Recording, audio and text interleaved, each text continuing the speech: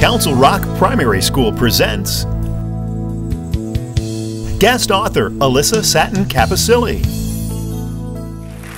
Thank you so much. So nice to be here with you today. And my name is Alyssa Satin Capucilli, kind of a long name, bit of a tongue twister. I think it's easy to remember because it ends in the word silly. And I happen to love to write stories about a silly yellow puppy and lots of other characters too. And I am here because I am an author. You know this means that more than anything in the world, I love to write. Two perfect answers. I heard I love to read, I love to write. Yes. I'm going to start with reading. Reading great books. Listening to beautiful stories, words, poetry, my whole life made me want to write my own. My job as the author is to write the story. And I've been writing stories, telling stories, making up stories, inventing stories ever since I was your age. Please raise your hand now if you too are an author. And I have a feeling every hand is going up. Beautiful. Awesome. We'll have a lot in common. Where are my illustrator friends? My friends who like to paint or draw? Nice. My friends who like to do both jobs, author, illustrator, two hands up. Busy crowd, just what I love. And we're going to say, you are an author. Clap once, please. You like to tell a good story through words. Now make a beautiful rainbow. And you're an illustrator too. You like to draw the pictures as well. One more time. Author writes the words. Illustrator draws the pictures. Some of us like to do both jobs. Good. I will tell you that I love to paint and I love to draw. But I have been so busy on my words that I've not illustrated my own books yet. What I would like to do this morning, though, I will show you how I work as an author. I will show you how my illustrator draws the pictures. We're going to see just how a book is made. And then I will leave time if you have questions that need answers. Ready to go? We're going to be busy. I start every morning with a long walk. I look, I listen, I touch, I smell. Sometimes there's something to taste. I use my 5 senses to learn about the world around me, to observe the world around me. Then I am ready to go home and write. This is another picture of me, but I am not writing at all. In fact, I'm dancing. When I was your age, I went to the library every week, borrowed my favorite books, read like crazy. I did not know I could be an author. Kind of silly, right? Didn't even know authors were real people. I grew up to be a dancer. Dancing is just another way to tell a story, exactly. These are my children. This is a very old picture. Are you ready for this? Peter with the cap on is now just about 30 years old, all grown up. Laura with the long brown hair, quite grown up too, 24 years old. Why do I bring this with me? Well, they both love to read. They love to write. They love to draw. And each of them has really given me a great idea for a story. I like to say they have inspired me. Try that beautiful word. Inspired me. Simply means we got a pretty good idea. We're going to start with Laura, long brown hair. You're going to see her again later. She inspired the very first book about Biscuit. Have you ever heard that authors like to write about things that are real and true in our lives? We do. We like to write about things we know a lot about. We do. If we don't know a lot about them, we're going to do some research, ask some questions, find out about them. Listen how I got the idea for the story. One night, I was at home with Laura. We did not have a dog of our own, but Laura wanted to babysit, I should say doggy sit, for our neighbor's really big dog. In fact, she wanted the dog to sleep over. And I'm a puppy lover, so you know I said, yes, let's do it. But the dog was so excited, he would not go to, you got it. Listen what Laura did. She brought the dog a bowl of water and a bedtime snack. He ran everywhere. She gave him a blanket, a doll to cuddle with. Didn't do the trick. She tried to read him a bedtime story, and that dog ran everywhere. But as I watched Laura, gentle, patient, I said, gee, I'd like to write a story about someone, anyone, who would love a puppy that much. Laura gave me the idea for the first book about Biscuit. She inspired me. This book is older than you are. It is a teenager, 19 years old, but the character of Biscuit, always and forever, a small yellow puppy. We always begin with our title page. It's filled with information. Title of our book we know is Biscuit. My name as the author.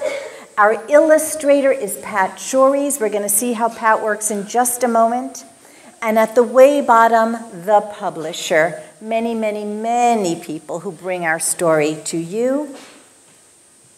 I dedicated this for Laura and Peter. Now you know who they are in lots of my books, who wait patiently for a biscuit of their very own. I sat down to write the words and I said, okay, a puppy, I'm going to name him Biscuit. If he needs something, should he say bow wow? No, not quite right. Meow meow. Too silly even for me, agreed? Should he say woof woof? Indeed. Those woofs can mean anything, everything. Please use your imagination. When you come to those woofs, be a reader, but be a writer. What's he trying to tell us? This is Biscuit. Biscuit is small. Biscuit is yellow. Time for bed, Biscuit. And of course he says woof, woof. 2 woofs, all you need to read a Biscuit book, right? Biscuit wants to play. Time for bed, Biscuit. Woof, woof. Biscuit wants a snack. Time for bed, Biscuit. Woof, woof. Biscuit wants a drink.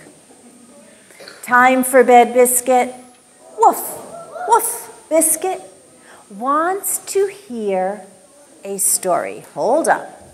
Sounding a little bit like what happened in my home that night when Laura was dog sitting? Indeed. I took what was real and true to write about. I stirred in that important ingredient we all have, never to lose. Imagination. I made the big dog a small puppy who loves to hear a story. Let's go on. Time for bed, Biscuit. Woof, woof. Biscuit wants his blanket. Time for bed, Biscuit. Woof, woof. Biscuit wants his doll. Time for bed, Biscuit. Woof, woof. Biscuit wants a hug. Time for bed, Biscuit. Woof, woof. Biscuit wants a kiss. He's getting sleepy. Let's lower our voices to a whisper. Time for bed, Biscuit. Woof, woof. Beautiful. Biscuit wants a light on. Woof. Biscuit wants to be tucked in. You got it.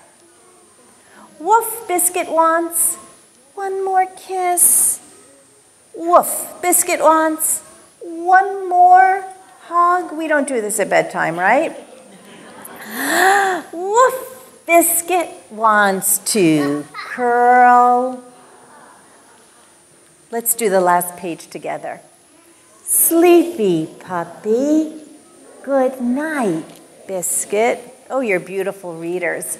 First book I wrote about Biscuit, had no idea I would write more and more and more and more. Guess what happened? I started to get letters in the mail. They said, "Dear Alyssa, Biscuit is the first book I can read all by myself." You got it. And you know I love to read. So that inspired me to write more and more and more. I must tell you, after the first book, I went to Peter, I went to Laura. I said, "Please, can we get a puppy of our own?" What do you think they said? Yes. And of course, you know when I said, "Please, let's name him Biscuit," they said, yes. They said, "We would like to use our own imagination." And when we got our pup, I must tell you, they were reading a beautiful book you may read one day, The Adventures of Huckleberry Finn. They decided to name our dog Huckleberry. There he is. And he has inspired so many of my stories. Let me show you a little bit about how these books are made. When I am ready to begin a story, a poem, I reach for my most important book of all. Some people call it a writer's notebook. Some people call it a writer's journal. Some authors like a writing folder. I like all of these. And I have hundreds, different sizes, different colors, different covers. This is the outside, that's the inside, and it is sloppy. That's okay. I work in a notebook, journal. I actually call it my treasure keeper. For days, weeks, months, sometimes years. I think about who will be in my story. It's my characters. Where will my story take place? It's my setting. What will happen first, next, then, and last? And you can see I cross out, I make checks, I make lists, I make question marks. When I think my story is in very good shape, look what I do. I type it on the computer so that it's neat. Check my spelling, check my punctuation. Read my story aloud so I can hear the sounds of those words. So important. I give the words, just like this, boys and girls, to my teacher. Only my teacher is called my editor. And my editor-teacher reads my story as your teacher reads yours and says, "Great job." Or, "You can do even more, even better. We need a couple more details, please." This is really important because when we are sure that story is perfect, look who gets my words. The illustrator. And if I have not done a good job with those words, Biscuit will not be small and he will not be yellow. He will also not be gentle, curious, silly, the inside, right? Just when it was time to illustrate Biscuit's new trick, I met the illustrator, Pat Shores. Most times, I do not meet the people who illustrate my books. Pat Shores, just by chance, met Laura. Here she is again. She's about 6 or 7 years old. And the illustrator said, "Laura, would you help with illustrations for Biscuit's new trick? What did Laura say? Yes, yes, yes, yes, yes. So look what they did. They didn't start with markers or pencils or paints. The illustrator started with a camera. And she said, Laura, do a little pretending, a little acting. I have a feeling you're very good actors in here. Make believe you're throwing a ball to Biscuit because his trick is going to be to fetch it, to bring it back. So Laura pretended, and the illustrator took her picture. Watch what happened next. In the story, I decided Biscuit's ball should fall in the mud. Laura put both of her hands up on her head. She read the words I wrote. Oh, no, not in the mud. Try it, please. Oh, no, not in the mud. Perfect. Took her picture. Look what happened then.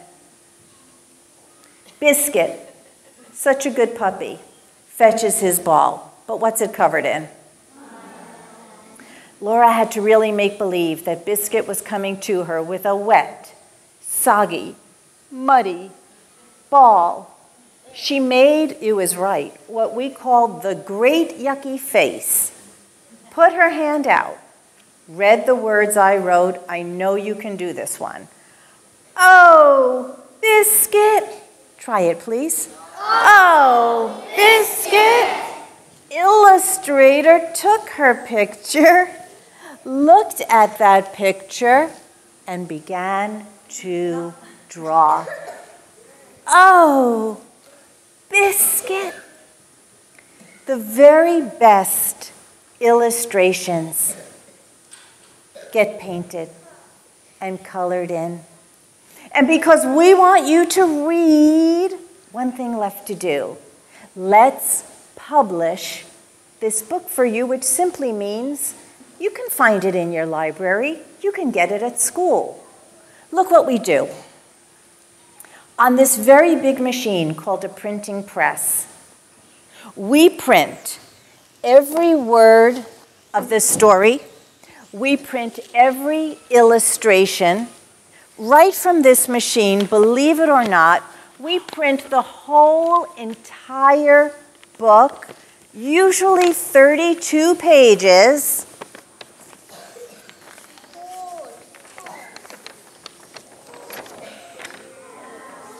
On one sheet of paper. Whole book in my hands right now. I'm hearing some observations. Some people are saying it's right side up. By the way, this one is Biscuit and the baby. They're all made the same way. Sorry. Right side up, upside down, all mixed up. When I saw this sheet of paper, I said, oh dear, someone made a terrible mistake on my book. But no, watch this. This is the publisher's job, lots of planning. We'll fold this sheet in half. We'll fold this sheet in half. We'll fold this sheet in half again. And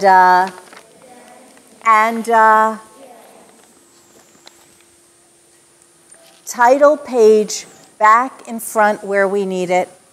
Every page perfectly in order, beginning, middle, end. Lots of planning, lots of help. Look what we do next, boys and girls. We sew this book up the center, needle and thread, binding it together. We cut the edges so you can turn the pages. Last but not least, we glue in a strong and sturdy cover, front, back, and spine. The book is ready to read. You saw just how it was made, but how long to make a book such as this? Days, weeks, months, years?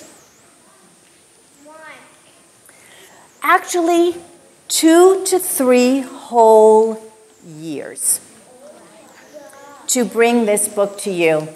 So the newest of the new at the end, Biscuit loves the library. Later this year, Biscuit goes camping. Next year, we have that book all ready to be printed, folded, sewn, covered, cut. We are very busy working on the book 2 years ahead from now. But for now, let's go through this one quickly since you know how it was made, and then I will answer questions you may have. We start, here, Biscuit, look what I have. And of course he says, it's time to learn a new trick, Biscuit. Woof, woof. It's time to learn to fetch the ball. Ready? Who remembers that first picture I showed you of Laura pretending to throw the ball to Biscuit? Okay, the illustrator looked at it, decided what to draw. She helped just a little bit, but it was a lot of fun. And she says, fetch the ball, Biscuit. Woof, woof. Silly puppy. I always tuck one of those in. Don't roll over now. Get the ball, Biscuit. And she tries again. Fetch the ball, Biscuit. Woof, woof. Where are you going, Biscuit? Woof. Funny puppy. Fetch the ball, not your bone. Let's try again. Gentle, patient, that character, just as Laura was watching that great big dog in my home that night. I call those character traits. They're tucked into every story. Good puppy, you got the ball. Woof. But I'm not so sure he's bringing it back yet. Wait, Biscuit.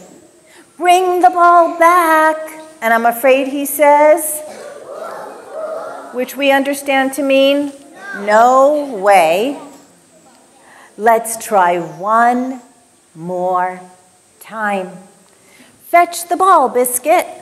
Woof, woof. Hands on head, please. Let's do this together. Oh, no, not in the mud. Stop, Biscuit. Don't fetch it now. Well, I'm afraid he gives one great big yummy delicious. And we know this means?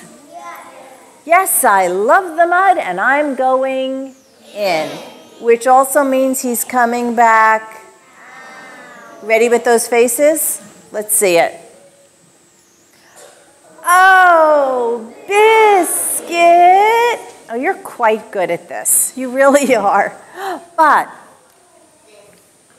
that little girl character loves Biscuit so dearly that mud does not bother her a bit. She is proud of him. She says, you did it. You learned a new trick. And what does he proudly say? Biscuit's new trick. Biscuit goes to school. One day Huckleberry tried to get on that school bus with Peter and Laura, and I said, stay here, Huckleberry. Dogs don't go to school. Ran home, grabbed my treasure keeper notebook, and started to write the story. Bath time for Biscuit, you may know. Biscuit wins a prize. I grew up in New York City. I wanted to write about the city I loved and knew so well. And interesting, the first story started with Biscuit, someone who takes good care of him. Now we want Biscuit's world to grow. We've added the dad, the mom, the baby. In Biscuit Takes a Walk, we meet Grandpa. Lots of new characters to come. Bizcocho. Biscuit in the Spanish language. You read that? I must tell you, in Spanish, he does not woof woof. He says, wow, wow. Try it. Wow, wow. Biscuit in the Spanish language. And a newer friend, Katie Duck, is a caterpillar. Katie Duck loved to dance. She loved to twirl like a snowflake on a frosty winter's day. She loved to sparkle like a star on a warm summer's eve. And in the fall, Katie loved to spin like a leaf, softly tumbling to the ground. Tra-la-la, quack, quack. How I love to dance, said Katie. Spring was Katie's favorite season of all. In springtime, amazing things happen right before your eyes. Katie stretched like the buds that blossomed on the trees. She hopped to and fro like a baby bird learning to fly. Tra-la-la, quack, quack, how I love to dance. Tra-la-la, how I love spring. And her mom says, come along now, Katie, you don't want to be late for dance class. Well, when Katie gets to dance class, the room is abuzz with excitement. The teacher, Mr. Tutu, has just announced that they will do a special celebration of spring.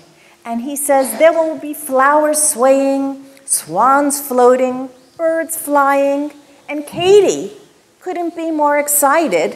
Which part would be hers? First, she imagines she's a yellow daffodil. She can feel the breeze rustle her petals. She imagines she's a swan floating on the lake. She imagines she's a baby bird learning to fly. And before long, it was time to announce who would be assigned each part. Gather around, please, says Mr. Tutu. Gather around, please. And Katie can feel her heart beat with excitement. She can't imagine which part is hers. First, Mr. Tutu chooses the spring flowers, but he does not choose Katie.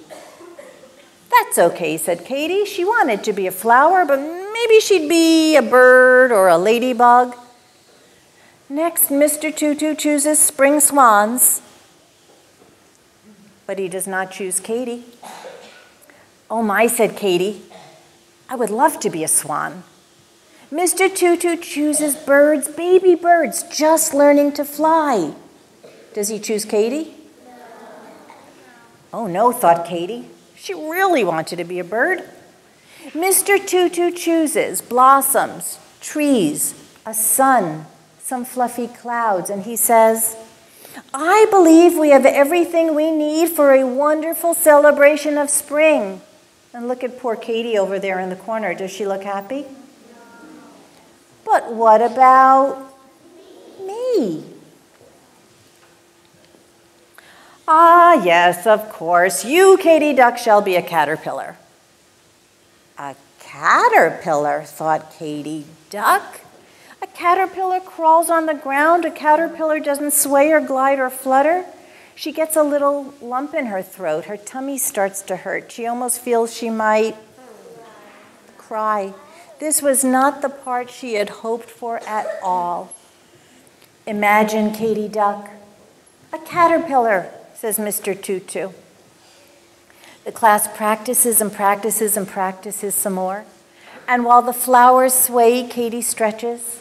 And while the swans float, Katie inches up and down. And while the birds fly to and fro, she jiggles and wiggles. And at last it is time for the show. Places, everyone, take your places, calls Mr. Tutu. The curtain swept open. The music began. Flowers burst onto the stage. Swans floated by.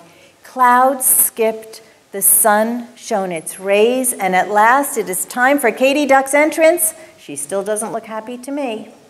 Imagine Katie Duck, a caterpillar. Slowly, Katie Duck crawls like a caterpillar onto the stage. She inches up and down, she jiggles, she wiggles, she inches up and down some more, and then something happened. Suddenly, Katie Duck remembered why spring was her favorite season of all. Springtime was filled with new, exciting surprises. In springtime, amazing things happen right before your eyes. Katie spun around quickly. She curled up, and then she lay absolutely still, and the audience grew very quiet. And when it was just the right time, Katie bounced, she bumped, she rocked, she rolled, she reached, she stretched, and there before everyone's eyes came a true springtime surprise indeed. Where there once was a caterpillar, there now appeared a... And after all, what would a celebration of spring be without a butterfly? I kind of think Mr. Tutu knew she had this beautiful imagination and saved that part especially for her. Katie Duck fluttered and floated and flew proudly across the stage.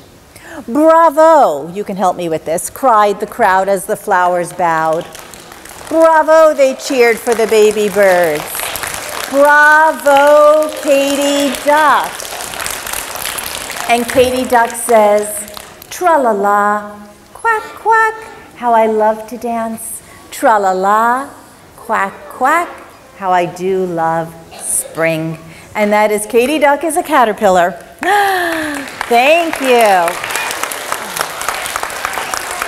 Thank you. Boys and girls, I'm afraid we are out of time, but I do want to wish you happy reading, happy writing, happy illustrating, happy imagining always. Thank you for being a beautiful audience. Thank you, boys and girls and teachers.